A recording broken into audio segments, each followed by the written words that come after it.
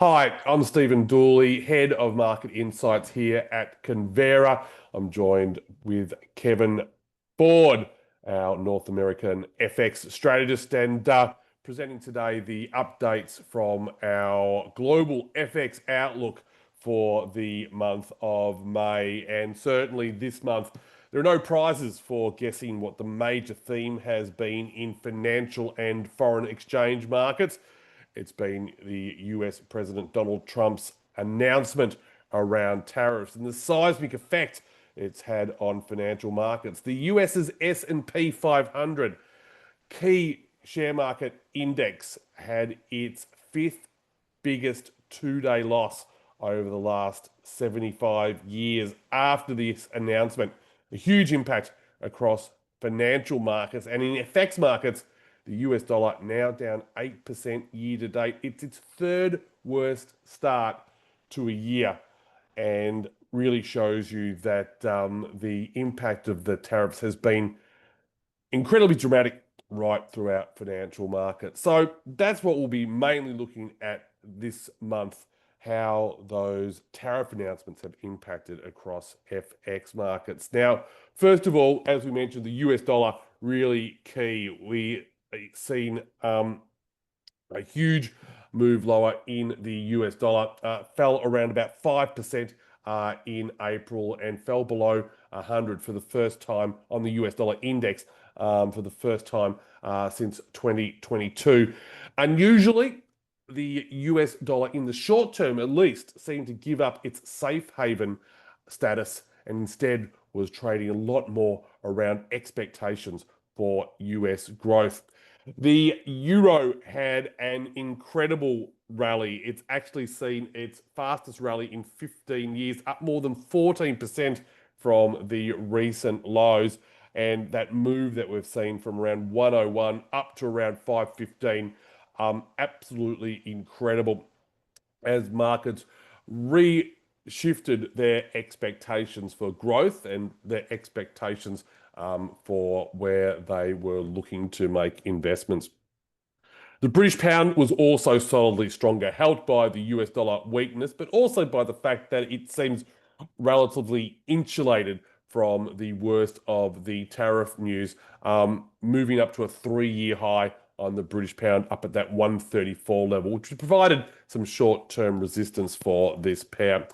And the Aussie dollar also saw a sharp move to the top side, not as significant as we saw in the euro, as we saw in the British pound, but after hitting the lowest level in 5 years after Liberation Day of the tariff announcements, the US dollar rebounded almost 9% as investors again moved away from the US dollar.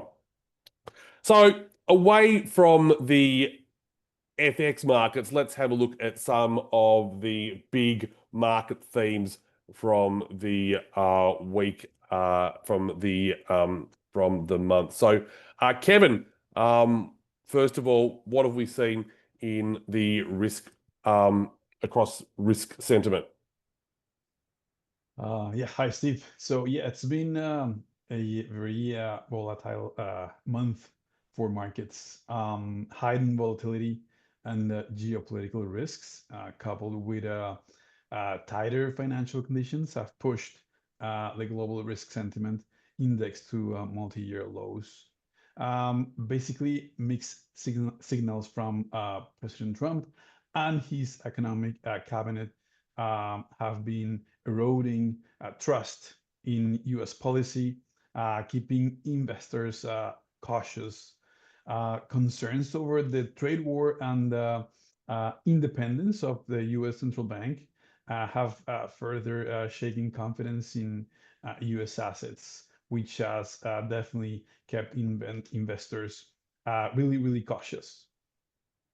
Yeah, and Kevin, probably most interestingly over the last month was the moves we've seen in bond markets. Now, historically, bond markets are a destination for safe haven flows, and particularly the US bond market in terms of concerns around economic or geopolitics the US bond market will normally be bought up and we'll see bond yields fall. That wasn't the case over the last month or so. We actually saw bond yields push significantly higher. And some say that was part of the reason for the reversal from the Trump administration, that sharp move in the US, sharp move higher in US bond yields.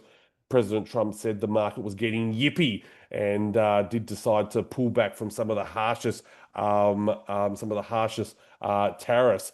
But as we'll explore in a moment as well, the move in the US bond market really had market analysts questioning whether this move is purely driven by expectations for US growth or whether it is driven by a shift in confidence in the US economy, the US bond markets, and the US dollar as that reserve currency. We've got a lot more water under the bridge before we can really make a decision about that. But certainly some of the moves we saw last month did suggest that there were more concerns about the structural side of the equation. And Kevin, as well, as I mentioned, it also was driven by views on the US economy, particularly after the US economy has been so strong over the last 15 years. Definitely, we've seen a global rebalancing away from U.S. assets. Fading U.S. exceptionalism is becoming much more apparent, and markets are as well anticipating deeper Federal Reserve cuts, which it's a reflection of waning confidence in the economy's resilience. Um, Expectations of easing have fueled recession fears, weakened the dollar, and shifted investors' focus toward alternative assets. Trade uncertainties and geopolitical shifts, all these combined, continue to undermine the dollar's dominance, and it's highlighting basically its vulnerability. Yeah, so let's keep focusing on the US dollar. Of course, that's been the absolute major theme. You can see here the US dollar index since 1967 and the performance that we're seeing here so far year to date, the third worst on record since 1967. Of course, the two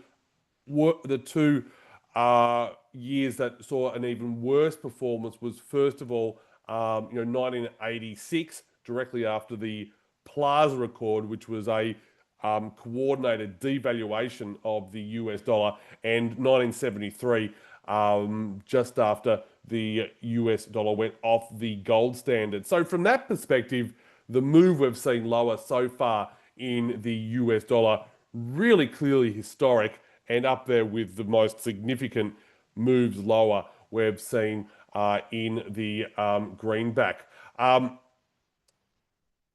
First of all, as I mentioned, that's been driven by that shift in growth expectations. But second of all, it's also the question in financial markets is whether it is a shift in those expectations or that belief in the US dollar as a reserve currency. And Kevin does see that markets are starting to consider whether moving away from the US dollar is a factor in some of this move lower we've seen over the last few months.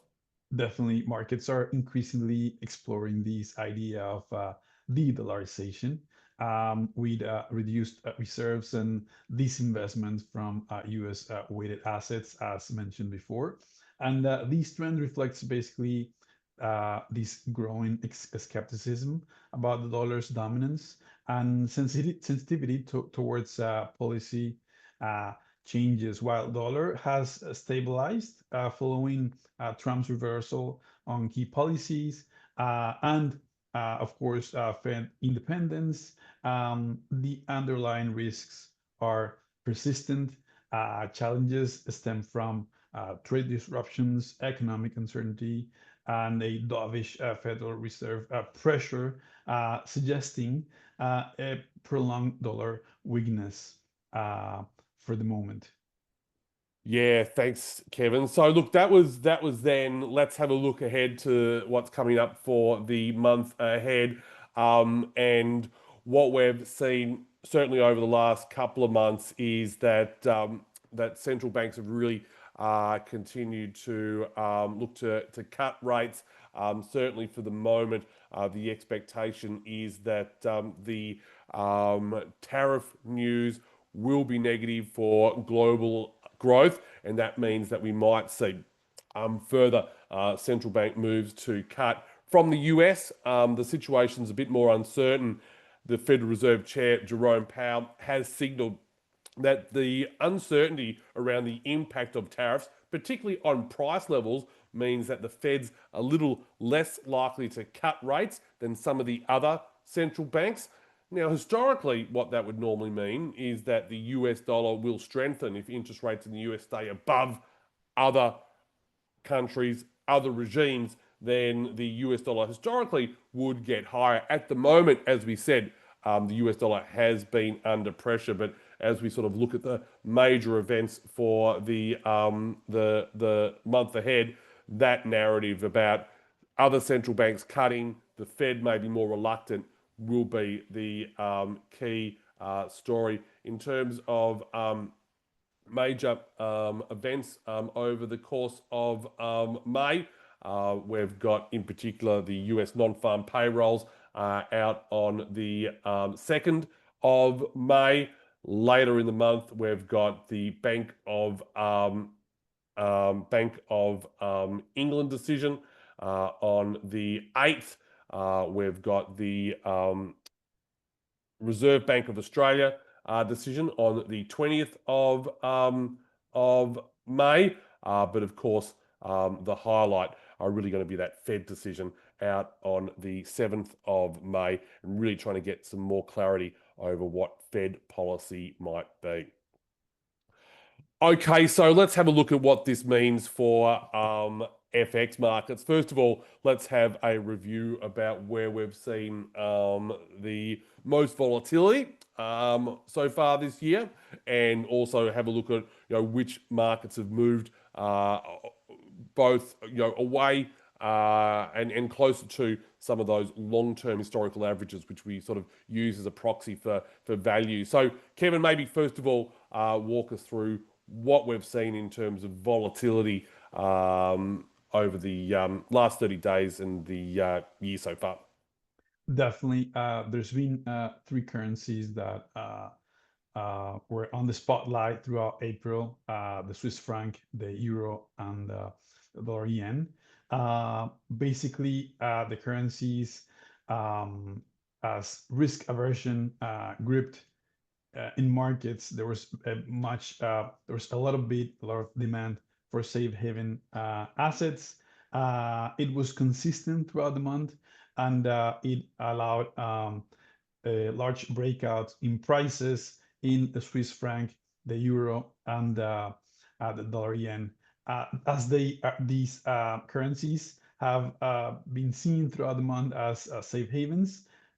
Interestingly, euro is in the mix as well, but definitely Swiss franc and the Japanese yen. The euro hit a more than a 3-year high, just shy of the 116, 1.157 was the highest throughout the month, and has pulled back near the 113 level.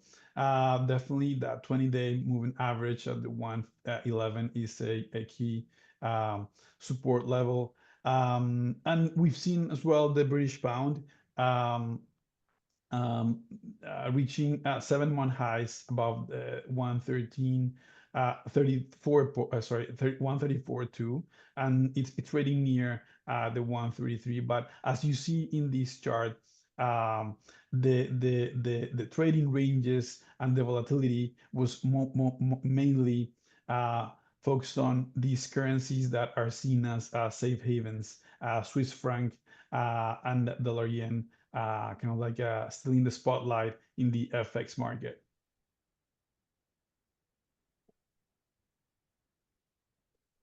And what about in terms of value? I mean, it's been an extreme move, Kevin, particularly I think when we look at the euro with that big push to the highs, which you've already mentioned, but also the dollar yen with big moves to the low, big moves to recent lows. What else can you tell us in terms of where we're seeing that value relative to the historical averages?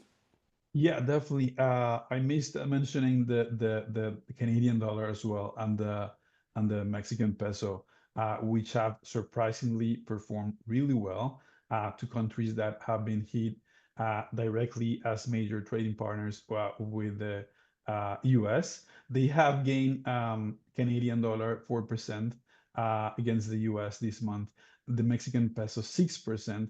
Two different approaches to this regional trade war from Canada and Mexico, but they both have benefited from general US dollar weakness. Mexican peso is trading near its 5 year average, whereas the the Canadian dollar is been trading very close to its 2 year trading average. Um, so you're seeing that here in this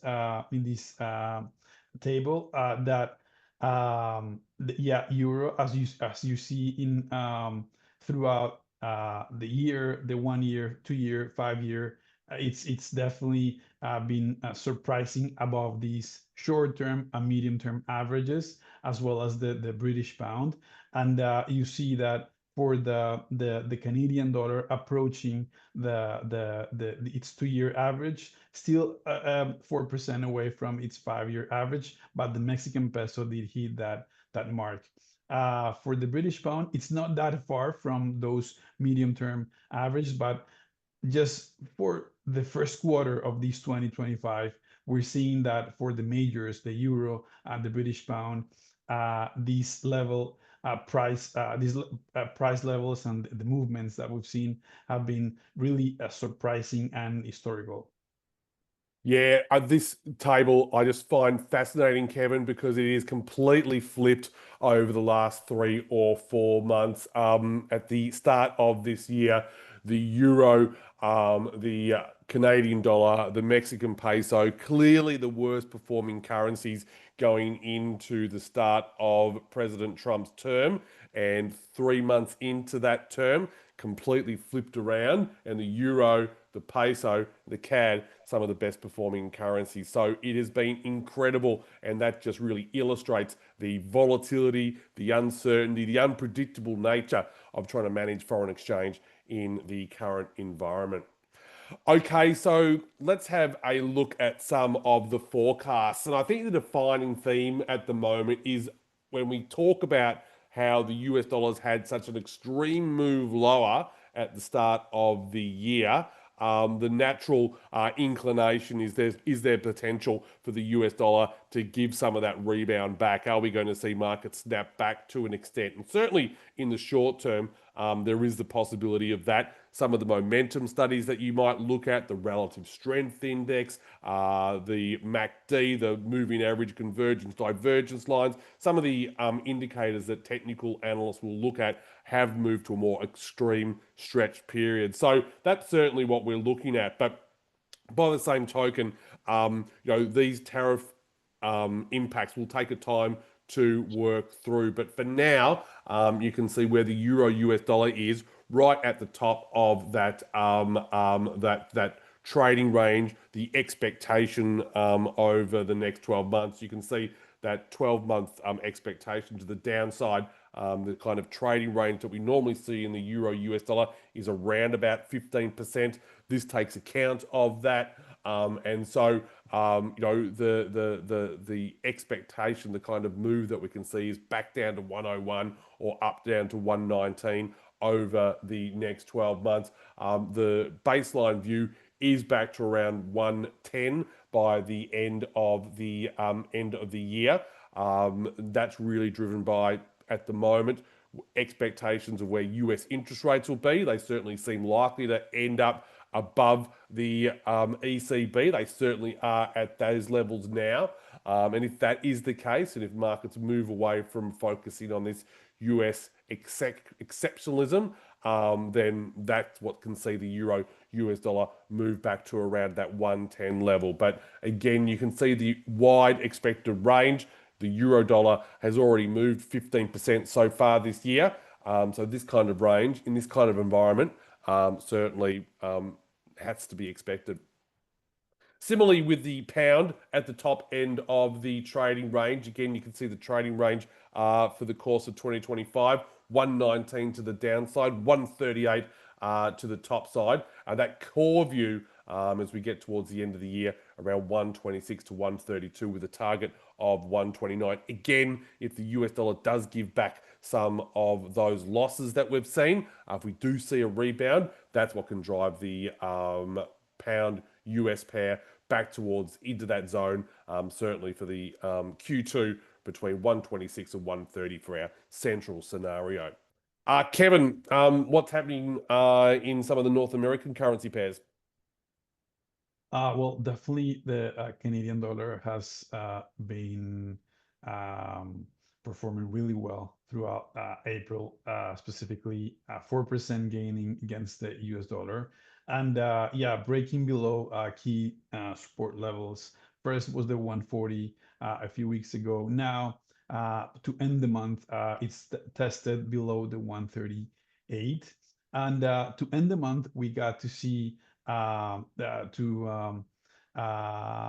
a little bit more of the US economy, how it performed throughout the first quarter of this year.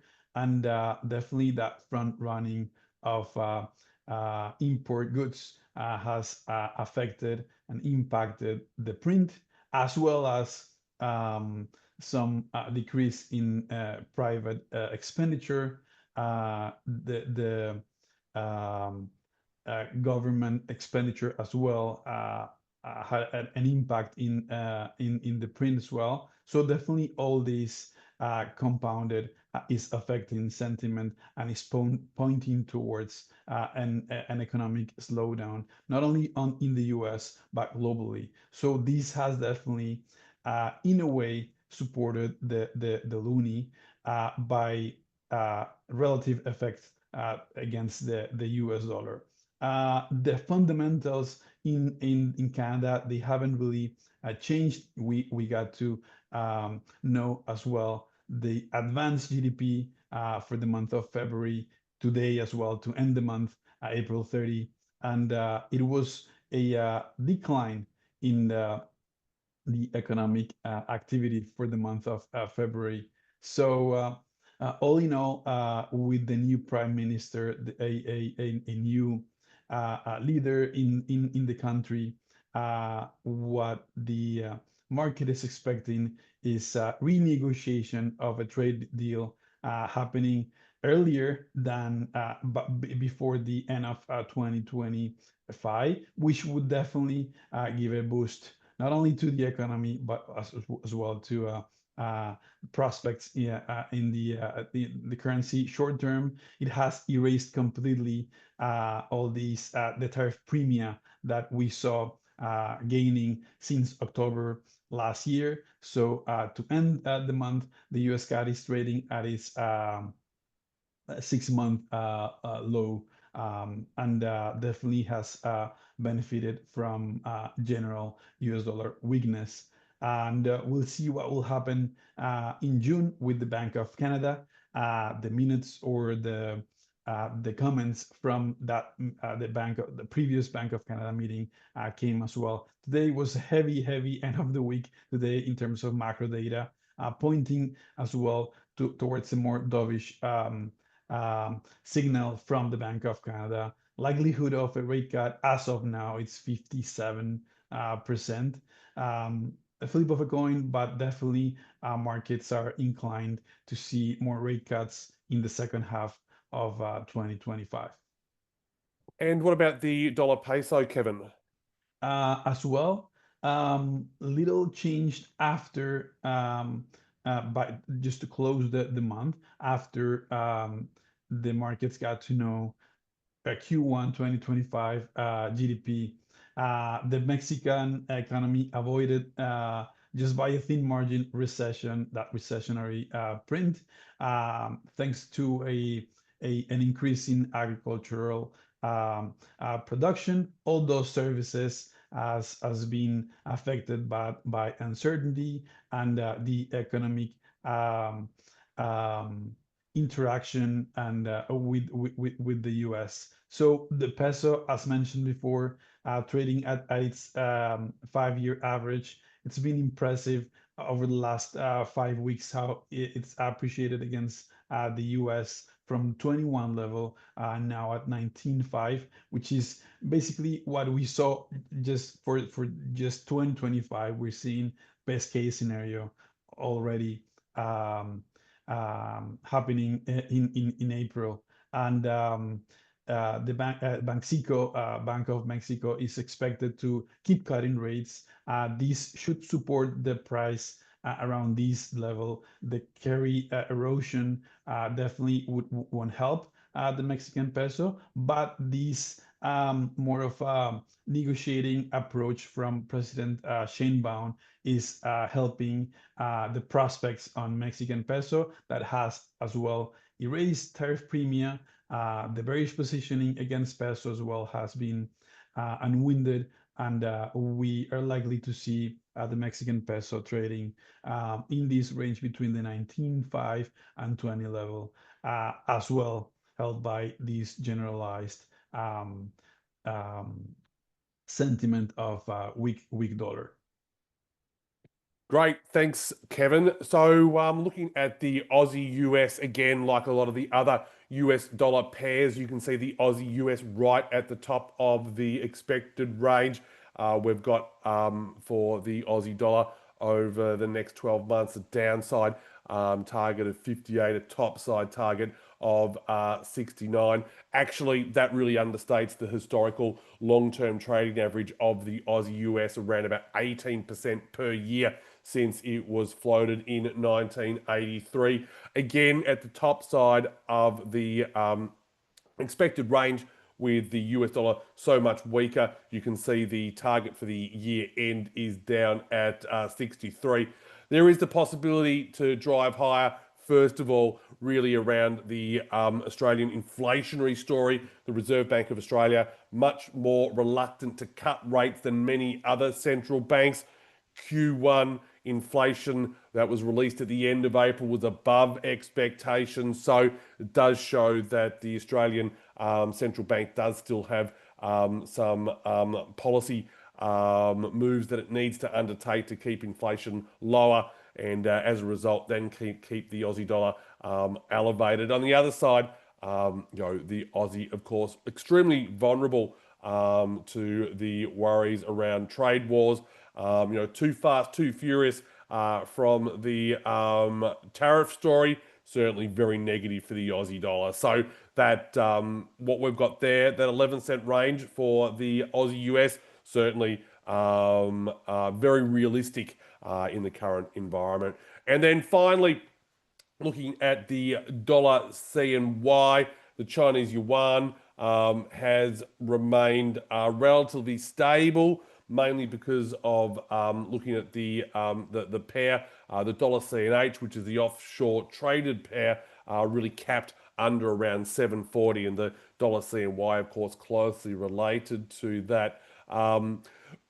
As you can see here, an expectation that we can move above that level. There is the possibility of the People's Bank of China allowing the Chinese yuan to devalue, particularly as the trade war between the US and China drags on. Certainly a currency pair that will be really closely watched. And really, as you can see here, a move above that 740, above that 750 level is really going to be driven by whether the People's Bank of China are willing to tolerate a weaker Chinese yuan.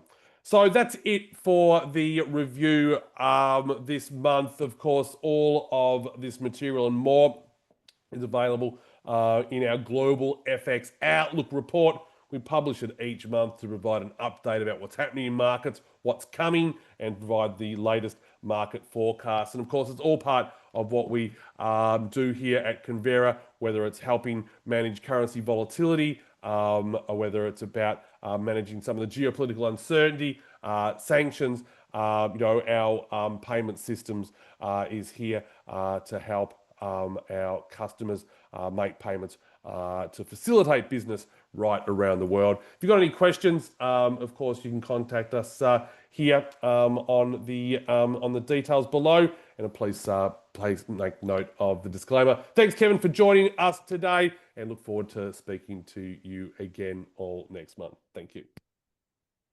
Thanks, Steve.